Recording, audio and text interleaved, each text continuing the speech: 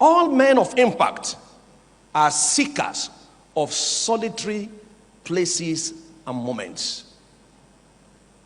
They are men of deserts, men of wilderness, men of mountains, men of hills, men who are always hunting and panting after separation to be with God. A man's ministry can never have value in the public without having a time of separation with God. Real voices are made in quiet places. Real voices in ministry are made in quiet places. Before the voice of John the Baptist was heard, he was in the deserts. Luke chapter 1 verse 80. He was there in the desert until his appointed time. Real public image is developed in secret places. No one ever become great in ministry without the practice of seclusion, of separation, spending quality time with God on a daily basis, night and day, in the desert, night and day, in his room, seeking the face of God, getting connected with God so he can flow to people around him. Really, ministry is an outflow of the inflow of God into us.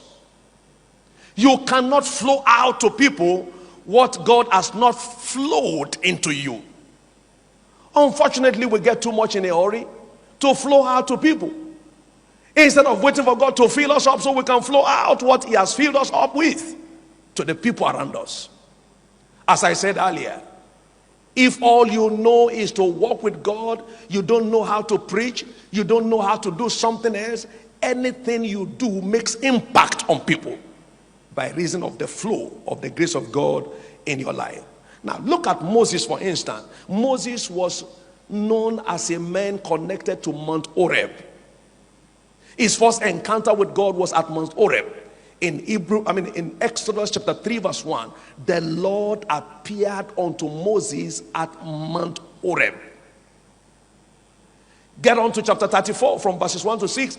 God specifically demanded separation from him.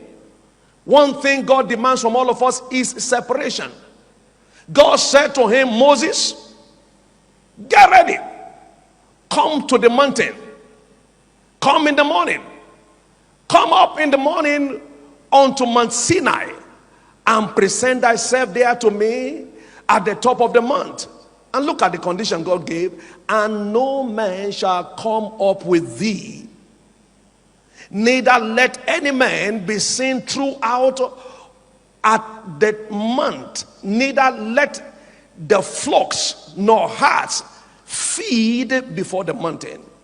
God wanted privacy with him. God will always take us into the secret place so we can make impact in the public places.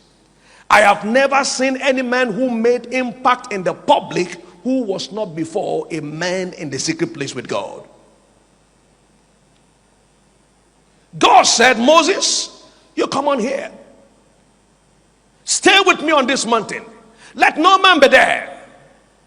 Because of the impact I want to make in your life before you can make impact in the lives of people around you. Think about Elijah. He was a man synonymous to Mount Carmel. 1 Kings chapter 18 verse 19 and 20. He called all the prophets to meet him at Mount Carmel. In 2 Kings chapter 2 verse 25, the same Carmel was repeated. Chapter 4 verse 25, he was always there.